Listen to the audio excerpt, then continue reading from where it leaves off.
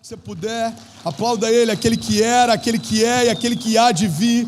Nós te amamos, Jesus, nós te amamos, Jesus. Essa igreja é tua, nós te amamos, Pai. Nós não vamos recuar, nós permaneceremos, mesmo que tudo se levante contra nós. Há um Deus que batalha as nossas batalhas, há um Deus que comprou a nossa luta. Não foi hoje, há mais de 2000 anos atrás, o Senhor disse para o inferno: eles têm um nome, eles têm paternidade, eles têm um selo, e esse selo é o selo do Espírito, e há em nós o mesmo Espírito que ressuscitou Jesus Cristo dos mortos. Não recuaremos, permaneceremos de pé, mesmo que tudo ao nosso redor pareça não fazer sentido. Não importa se existe caos, se existe guerras, epidemias, não importa a quantidade de notícias ruins que nos cercam, nós confiamos no Deus da nossa salvação. O Senhor é a nossa esperança, o Senhor é a nossa confiança, o Senhor é o guarda que não descansa, permanece de dia e de noite, nos livrando de todo mal. Os nossos filhos não tropeçam em pedra alguma, porque o Senhor dá ordem aos seus anjos a nosso respeito. Pai,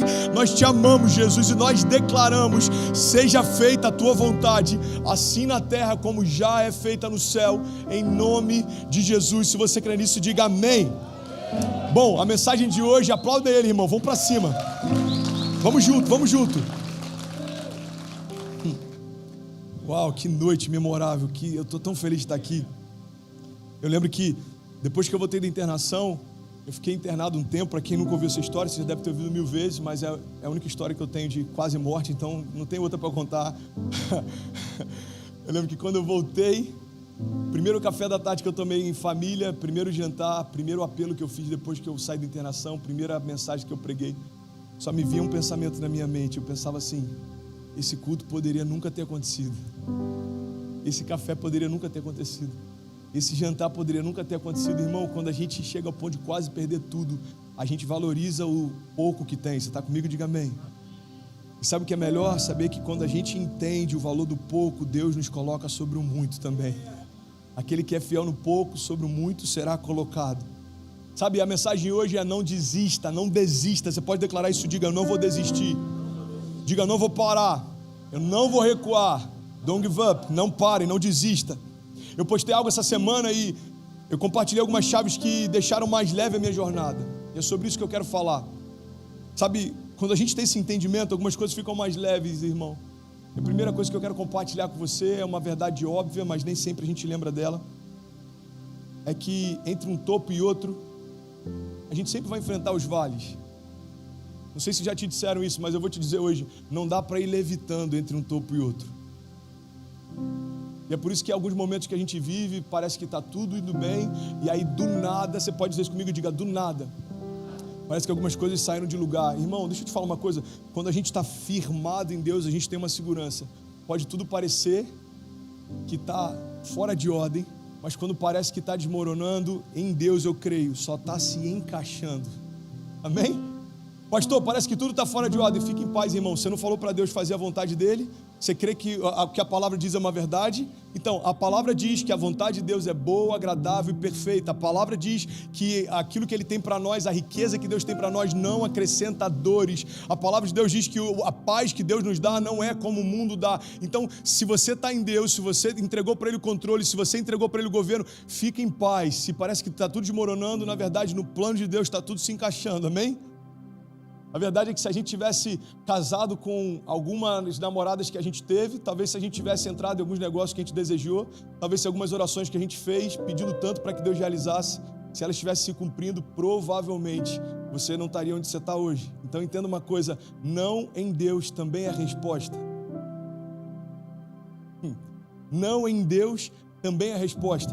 Deus, eu preciso de uma resposta. Aí Deus fala: não. A gente fala: não, eu preciso de uma confirmação. Aí Deus manda outra pessoa confirmar. Qual a resposta? Não, peraí, eu acho que ele não está entendendo. Senhor, eu preciso de uma resposta. Na verdade, muitas vezes a gente está dizendo: Senhor, eu preciso a resposta que eu quero. E Deus está falando aí: quando a resposta que você quer é o que te mantém, você pode se frustrar.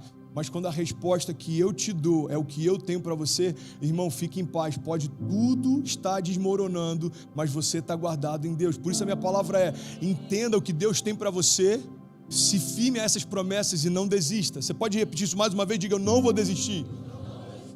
E a boa notícia que eu tenho para você talvez não tão boa assim, se alguém estava acreditando que dava para ir levitando, é que entre um topo e outro você vai ter que enfrentar vales. Jornada de fé não diz respeito apenas a gente saber lidar com os topos, diz respeito principalmente a gente permanecer de pé nos vales.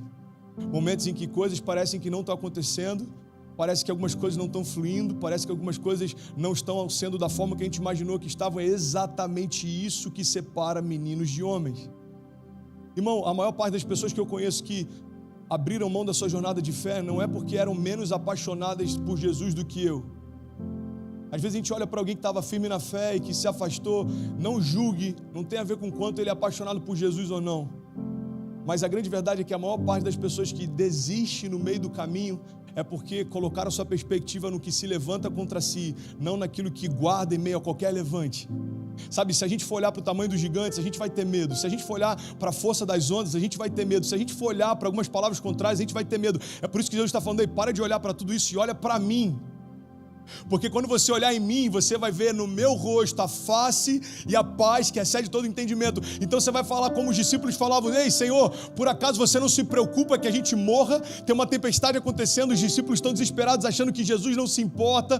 E Jesus, em outras palavras, estava dizendo exatamente assim, através do seu descanso: se eu estou descansando, significa que existe controle do meu Pai sobre todas as coisas. Descanse também. Presta atenção nisso. Sabe o que é interessante? Tempos depois, Jesus está no Getsemane a ponto de ser entregue, crucificado, e ele fala para os discípulos: ei, não durmam, eu preciso que vocês orem comigo, não descansem, eu preciso que vocês fiquem comigo. Eu estou sentindo uma angústia mortal. A Bíblia diz que dos poros de Jesus saía sangue. Ele estava com uma angústia porque estava próximo de se afastar do Pai pela primeira vez. Sabe o que a Bíblia relata? Jesus retorna e os discípulos estão dormindo. Então o que a gente aprende é que muitas vezes não tem a ver com Deus nos guardar ou não, tem a ver com a gente não discernir tempo de descanso e tempo de batalha. Tempo de descansar é olhar para Jesus, se Ele está dormindo, durma também. Tempo de batalhar é olhar para Jesus, se Ele falar marche, continua marchando. Se Ele falar avance, continua avançando. Se Ele falar não temas, eu sou contigo, não tenha medo, irmão. Tem a ver com a gente discernir o que Deus fala, só isso. Pastor, é difícil, depende. Quando Kézia não gosta de algo que eu falo num jantar com outro casal, uma olhadinha dela eu já sei que ela está falando. Tem um esposo que entende o que eu estou falando? Um olhazinho, tá bom, já entendi, captei vossa mensagem. Quando Cecília faz alguma coisa que eu não curto, um olhar ela já entende. Eu acho que eu dei mole. Então entenda, a maior parte das nossas crises gira em torno da gente acreditar que Deus não fala. A grande verdade é que a maior parte das nossas crises acontece por a gente não entender o que Deus fala. Deus não está em silêncio. A gente que está ouvindo conselhos demais a ponto de não considerar os dele. Deus não está em silêncio, irmão. A palavra de Deus diz algo que eu acho tão poderoso: se Ele nos deu o seu único filho, não nos dará também juntamente com Ele de graça todas as coisas? A palavra está dizendo: ei, irmão, Ele foi até o final por você, Ele deu o filho dele por você. Você tem dúvida que Ele também não deseja te dar tudo que você precisa e deseja? É sobre isso que eu quero pregar nessa noite. Você está comigo? Diga amém. Então a grande verdade é: não atravessamos levitando. Para conquistar um novo topo, você vai ter que enfrentar novos vales, irmão.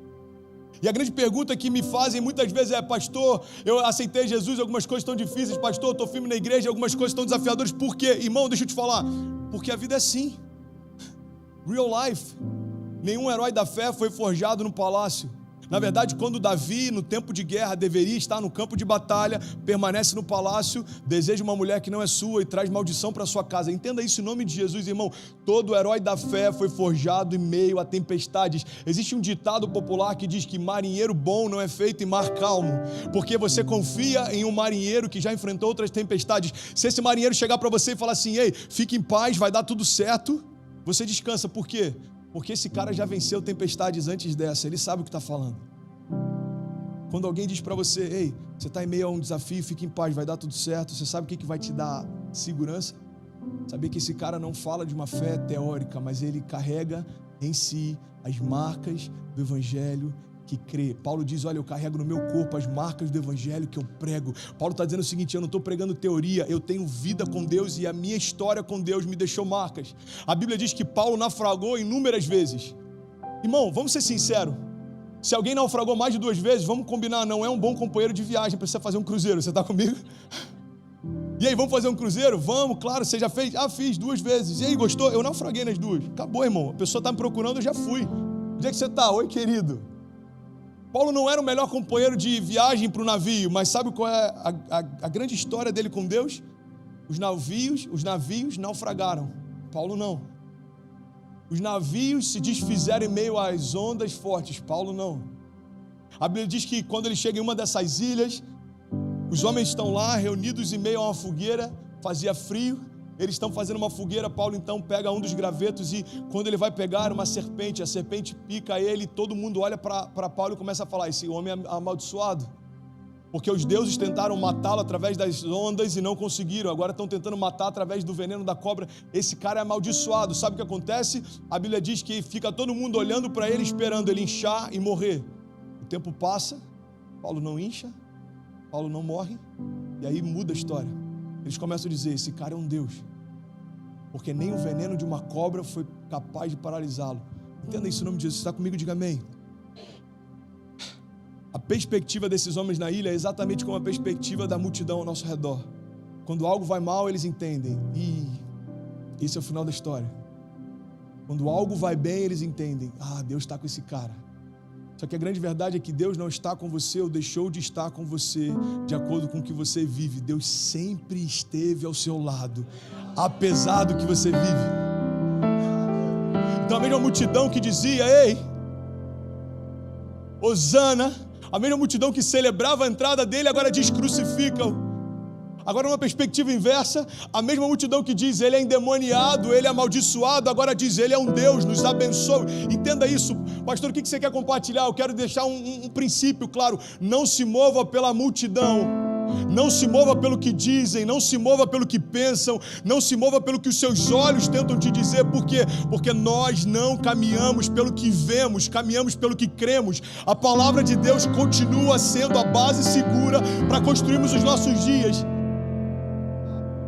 Agora, como obedecer se a gente não sabe o que Ele espera de nós? Como confiar se a gente ainda não discerniu a palavra que Deus tem para nós? Aí deixa eu te falar uma coisa: não desista, mas também não descanse enquanto não discernir o propósito que você carrega, a razão pelo qual você foi gerado, aquilo que Deus tem para você, os projetos que Ele tem para você. Por que tem tanta gente ansiosa com vazio existencial, pastor? Porque a gente acreditou numa mentira de que o sentido da nossa história é ser feliz. Eu estava pensando nisso esses dias. Eu estava olhando a nossa casa, a gente mora num apartamento relativamente pequeno, muito bem localizado, mas pequeno. Eu vendo Cecília dormindo em paz, Kezinha dormindo em paz, eu pensando em tudo que a gente está vivendo na igreja. Eu falei: uau, Deus, obrigado por não ter acreditado nessa mentira. Entenda isso em nome de Jesus. Você sabe por que tem muita gente que sofre de comparação? Porque em algum momento acreditou que o propósito da sua história é ser feliz. Então, se parece que alguém é mais feliz do que você começa a questionar se de fato está vivendo a vida que deveria viver. Você está comigo? Pastor, o propósito da vida não é ser feliz? Não. O propósito da vida é se tornar quem Jesus te chamou para ser. E isso vai tornar você feliz. O problema é que às vezes a gente vai em busca das consequências sem entender a causa delas. Às vezes a gente vai em busca dos frutos sem querer plantar e esperar o tempo de sementes se tornarem raízes. Entenda isso, irmão. Tem muita gente correndo atrás da felicidade e depois de um tempo descobre que estava correndo atrás do vento. Irmão, se Deus é por nós, você sabe o que significa isso? Que Ele é por você. Se Deus é por você, o que a palavra está dizendo é que a última palavra quem dá é Ele, quem provê é Ele, quem sustenta é Ele, quem te esconde é Ele, quem te guarda é Ele, quem faz você prosperar, quem faz você avançar, quem faz você romper. Você está comigo? Diga amém. Pastor, por que enfrentamos desafios? Real life. Desafios, afrontas, batalhas, faz parte, mas deixa eu compartilhar alguns conselhos práticos. Eu vou bombardear você com alguns deles agora. Eu postei essa semana. Pastor, fala mais devagar para eu anotar. Não, assiste depois essa mensagem com calma. Eu tenho certeza que ela vai falar com você de uma forma diferente. Alguns conselhos práticos para você romper em meio às batalhas. Não recue em meio aos ataques. Não se apavore durante as tempestades. Não dê acesso a quem não te dá destino. Não se distraia no meio do processo. Não perca a confiança na promessa. Não se esqueça, você não está sozinho. Olha o que a palavra diz, 2 Coríntios 4,16. Por isso nós não desanimamos, embora exteriormente estejamos a nos desgastar, interiormente estamos sendo renovados dia após dia, pois os nossos sofrimentos leves e momentâneos estão produzindo para nós uma glória eterna que pesa mais do que todos eles. Assim, fixamos os olhos naquilo que não se vê, porque aquilo que não se vê é eterno. Invertendo o que a palavra diz, e aquilo que se vê é transitório. Por que a fé não é pelo que se vê, é pelo que crê? Porque você pode estar construindo uma história pautada em algo que passa. Deixa eu compartilhar algo com vocês. Eu tenho tido a oportunidade de falar com pessoas que eu nunca imaginei, com atletas, pessoas que foram campeãs mundiais dentro das suas modalidades, com pessoas relevantes. Eu nunca imaginei, de vez em quando chega a mensagem, alguém fala, uau, a mensagem tocou esse cara nem sabe, mas me inspirou tanto, esse cara inspira tanto a minha geração. E sabe uma das coisas que eu tenho a oportunidade de falar? Irmão, se eu puder te dar um conselho, guarda o teu coração, porque tudo passa. Tudo passa. Você está enfrentando uma luta, existem lutas que você achou que eram o final da tua história, você nem lembra delas. Faz sentido para alguém? Existem lutas que em algum momento você achou, esse aqui é o final da minha história, você nem lembra delas. Então Deus está falando, ei, não coloca um ponto final quando o autor da vida continua escrevendo. Não trata como definitivo aquilo que é temporário. É porque a gente é ansioso, irmão, deixa eu te falar uma coisa, nem Deus foi ansioso para cumprir aquilo que precisava fazer através de Jesus. Se Deus fosse ansioso, desde o primeiro momento em que o homem pecou, ele já manifestaria a redenção, mas não foi assim que aconteceu. Você sabe por quê? Porque Jesus não venceu imediatamente, mas Jesus venceu definitivamente. Jesus não foi encarnado como um homem pronto. Jesus veio no ventre de uma mulher, foi enxertado no ventre virgem, cresceu, precisou aprender a falar, precisou aprender a engatinhar. Ei, você já parou para pensar nisso? É quase didático o que Deus está fazendo através de Jesus. Jesus precisou ter tutores, Jesus tropeçou quando aprendia a caminhar. Irmão, o autor da vida precisou aprender a andar. O que Deus está dizendo é o seguinte, ei, existe um processo para o cumprimento de toda a promessa. Jesus, quando chega no tempo certo, a própria mãe de Jesus tentou antecipar. Se dependesse de Maria, Jesus teria começado talvez na adolescência o seu ministério. Se dependesse de Pedro, a cruz não teria se manifestado até hoje. Está comigo? É algo que me chama a atenção. Maria fala, ei, filho, vamos lá, vamos começar. Eu fico imaginando, Maria já devia estar assim, eu carrego no meu ventre o verbo da vida, uau, eu estou ansiosa para ver milagres. E Jesus imagina, eu estou viajando aqui, ok? Deixa eu te levar para um lugar. 15 anos de idade, um homem coxo, Jesus voltando lá da escola, ou seja, de onde ele está voltando, e Maria, filho, vai, ninguém está vendo, rapidinho. Mãe, não é chegada a minha hora. Eu acho que naquele momento da multiplicação da água, ele falou assim, mulher, porque ele já devia ter falado inúmeras outras vezes, não é chegada a minha hora, não é chegada a minha hora, não é chegada a minha hora, até que acontece o do nada de Deus. Irmão, eu sou apaixonado pelo do nada de Deus. Tem um vídeo no meu canal que eu falo sobre isso. Eu estava lá em BH e me chamaram para uma entrevista lá no canal da nossa igreja, da Rede Super. E aí a entrevistadora falou, fala um pouco sobre essa questão de pessoas que estão crescendo em influência, novos pastores, a nova geração, fala um pouco sobre isso. Eu falei, sabe, eu acho interessante, as pessoas não me conheciam, então, por exemplo, quem está vindo pela primeira vez, talvez você nunca me ouviu pregar, aí daqui a 2 semanas, 6 meses, você vai olhar e falar, como assim, tem 5.000 pessoas na igreja, amém? Você está comigo? Como assim, o que tinha de membros agora tem de kids? Aí o que a gente pensa? Uau, do nada a igreja explodiu. Alguém olha para a tua casa e fala, uau, do nada eles prosperaram. Alguém viu o teu ministério rompendo e fala, uau, do nada. Irmão, deixa eu te falar, de repente para Deus leva muito tempo para acontecer. Do nada se tornou visível aquilo que em secreto já está sendo gerado há muito tempo. Do nada, aplauda ele o mais forte que você puder. Do nada foi colocado para fora aquilo que há muito tempo já é uma realidade dentro. Então o que Deus está falando para a gente é o seguinte, ei, aquietai-vos e sabei que eu sou Deus. Eu estou gerando algo dentro de você, não se preocupa, não tenha pressa, não fique ansioso, porque do nada tudo vai mudar. Você está comigo? Diga amém. Sabe, essa é a parte da história que nem sempre a gente leva em consideração. Os gigantes não cairão do nada, as muralhas não cairão do nada, as tempestades não cessarão do nada, os ataques não cessarão do nada. Pastor, o que eu preciso fazer então? Simples, permanecer no lugar que Deus colocou você. Deus te deu uma família, então não importa o que se levante contra, irmão, continue no lugar que Deus colocou você. Deus te deu um ministério, Deus te deu uma empresa, Deus te deu um business, Deus te deu uma visão, Deus te deu uma ideia. Permaneça no lugar que Deus colocou você, porque as coisas não cessam do nada, mas quanto você permanecer, há esperança. Agora, se você recuar, a palavra diz, olha, nós não somos como aqueles que voltam atrás. Nós colocamos a mão no arado e certamente permaneceremos de pé, porque Deus é por nós e vai se cumprir o que Ele prometeu. Agora a gente precisa crer e confiar e descansar e permanecer. Eu não sei se faz sentido para alguém aqui, ou se faz sentido para alguém aqui, mas eu sei que em algum momento da tua história essa mensagem pode fazer todo sentido.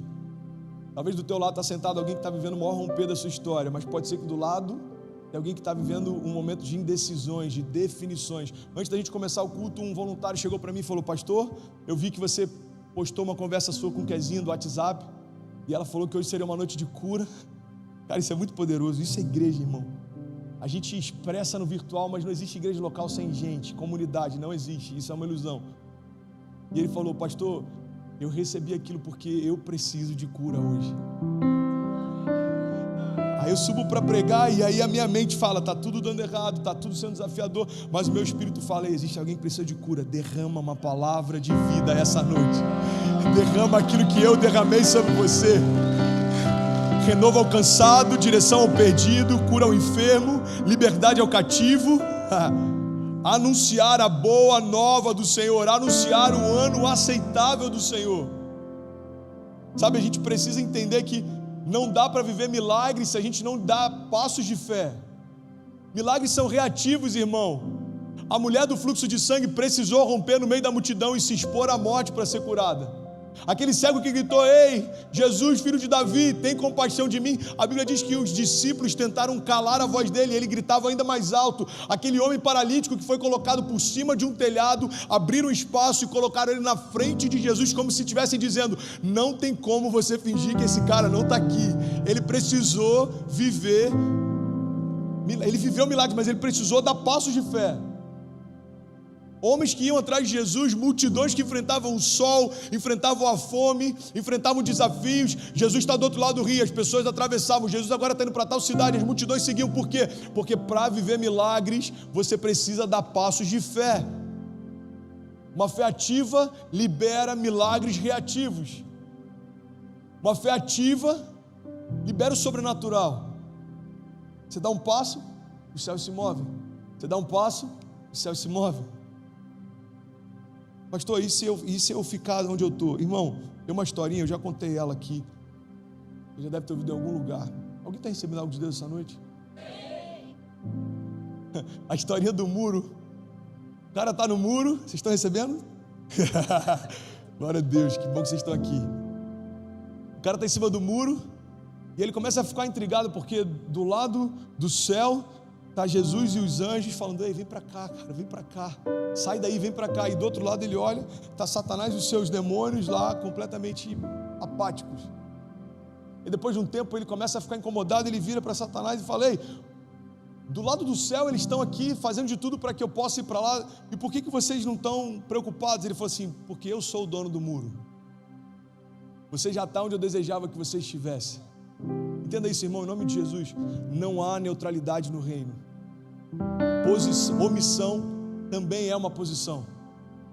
Então viver apático em relação às suas promessas é como viver sem promessa alguma. Viver apático em relação ao teu chamado é como viver sem chamado nenhum. Viver apático em relação ao que Deus prometeu é como se Deus não tivesse prometido nada. Essa é a noite, irmão, da gente chegar para Deus e falar, Deus, me desculpa se eu olhei para os gigantes mais do que eu olhei para você. Me desculpa se eu olhei para os problemas mais do que eu olhei para a promessa. Hoje é a noite da gente ressignificar algumas coisas.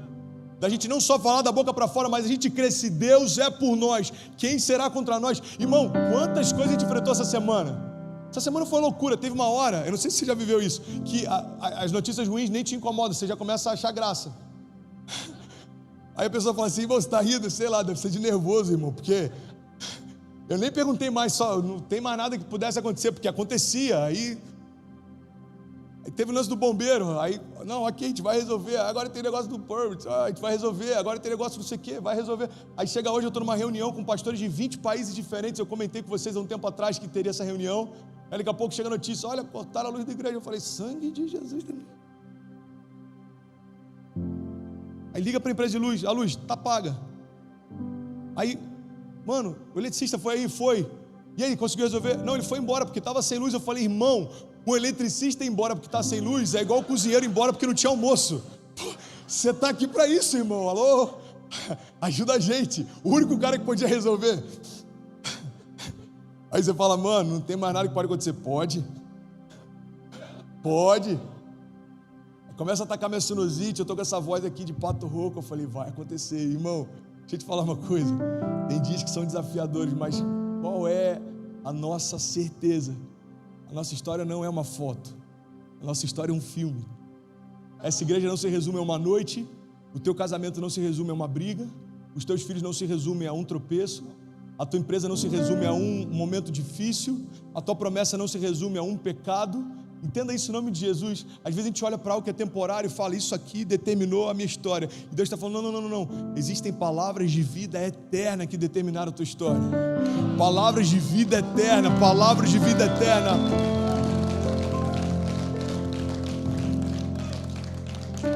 Você dá um passo e os céus se movem. Efésios 3:20 diz, aquele que é capaz de fazer infinitamente mais do que tudo que pedimos ou pensamos, de acordo com o seu poder que atua em nós. Que poder é esse, pastor? É simples, é o mesmo poder e espírito que ressuscitou Jesus Cristo dos mortos, habita em você.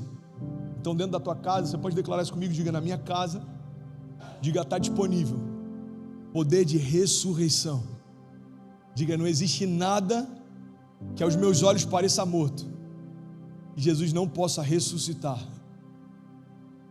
Irmão, entende isso, em nome de Jesus.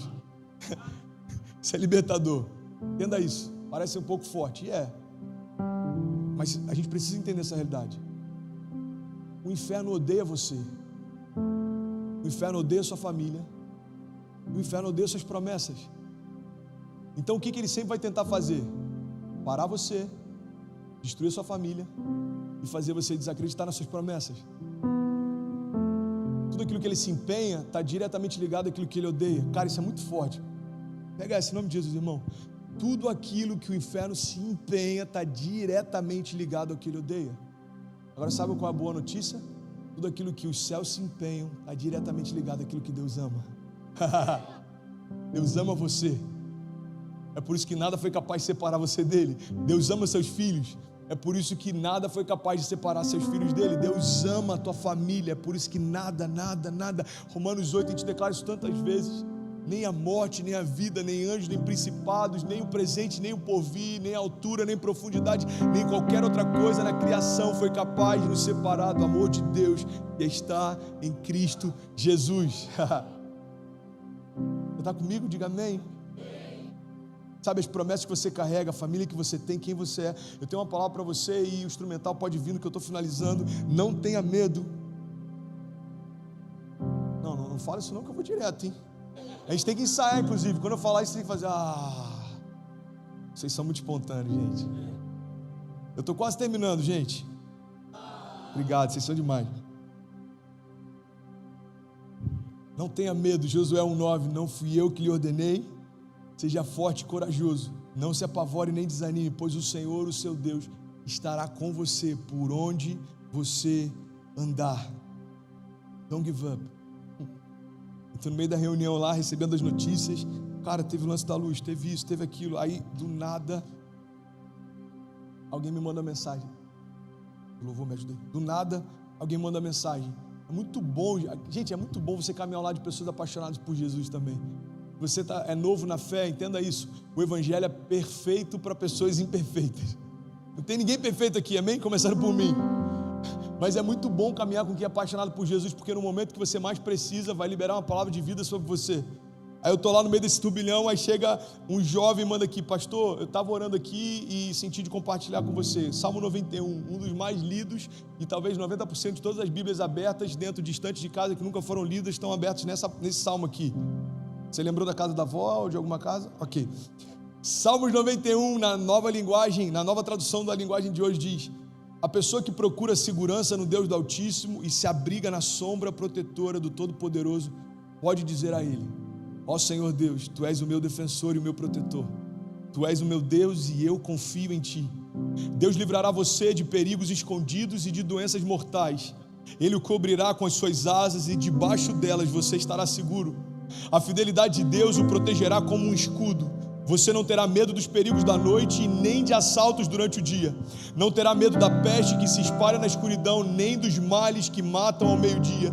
Ainda que 1000 possam morrer ao seu lado, 10.000 ao seu redor, você não sofrerá nada. Você olhará e verá como os maus são castigados, porque você fez do Senhor o seu protetor e do Altíssimo o seu defensor. Por isso, nenhum desastre lhe acontecerá. A violência não chegará perto da sua casa. Deus mandará que os anjos dele cuidem de você para protegê-lo aonde quer que você for. Eles vão segurá-lo com as suas mãos para que nem mesmo seus pés sejam feridos nas pedras. Com os pés você esmagará leões e cobras, leões ferozes e serpentes venenosas, porque Deus diz: eu salvarei aqueles que me amam e eu protegerei os que reconhecem que eu sou Deus, o Senhor. E quando eles me chamarem, eu responderei, e eu estarei com eles nas horas da aflição.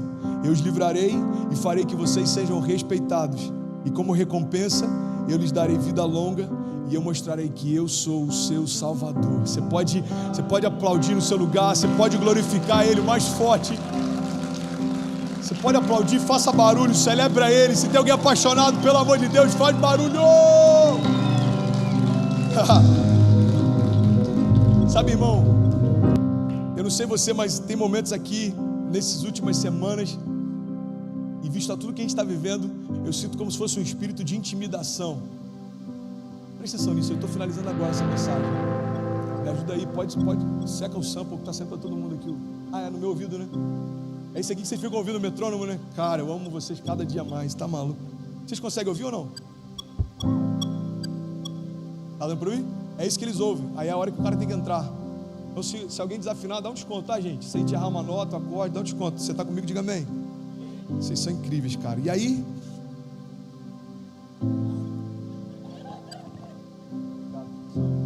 amo vocês também. Produção incrível. Eles são maravilhosos, cheirosos. Tá aqui já. Deus abençoe. Tá aqui. Mais alguma coisa? Carteira tá ali, o celular.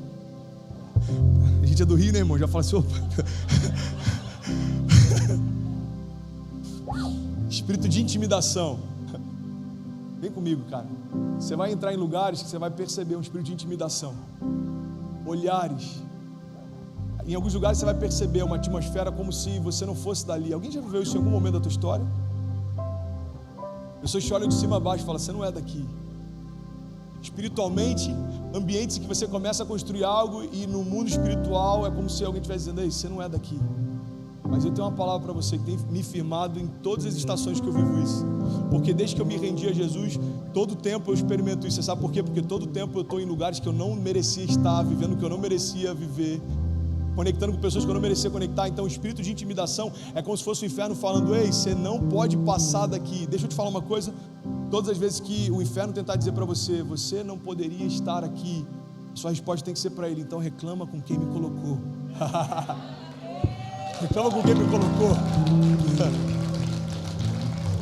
Daniel no meio da Babilônia, exercendo o governo: não adorarei outro Deus que não for o Deus vivo. Ei, você vai para a fornalha. Ei, os heróis da fé, vocês vão ser colocados em covas de leões. Ei, você está se sentindo incomodado porque eu estou aqui? Reclama com quem me colocou. José governava dentro do cativeiro, irmão. Daniel influenciava dentro da Babilônia. Paulo falava diante do governador, e o que Deus está falando para nós é: ei, o que é Miami, ou o que são as nações, diante do Deus que pode todas as coisas? A palavra de Deus diz: ei, me pede e eu te darei as nações por herança. Sabe o que eu quero liberar sobre você nessa noite? A gente está finalizando aqui, é que não importa aquilo que vem contra você, existe um Deus que criou todas as coisas ao teu redor, antes de qualquer desafio que você tenha existir. Então entenda isso: se Deus chegou antes do caos, dá uma ordem para o caos e diz para ele: ei, você chegou atrasado. Já existe uma palavra de Deus que chegou primeiro na minha história, e essa palavra é: Deus é o meu refúgio e fortaleza, Deus é o socorro presente na hora da angústia, Deus é aquele que guarda a minha entrada e a minha saída, Deus é a minha justiça, Deus é a minha esperança, Deus é o princípio e o fim. A minha história não havia começado e ele já era. A minha história na terra vai terminar e ele continua sendo. Mas a boa notícia é que para aqueles que esperam no Senhor, existe renovo disponível hoje. Fique de pé, deixa eu liberar algo sobre você.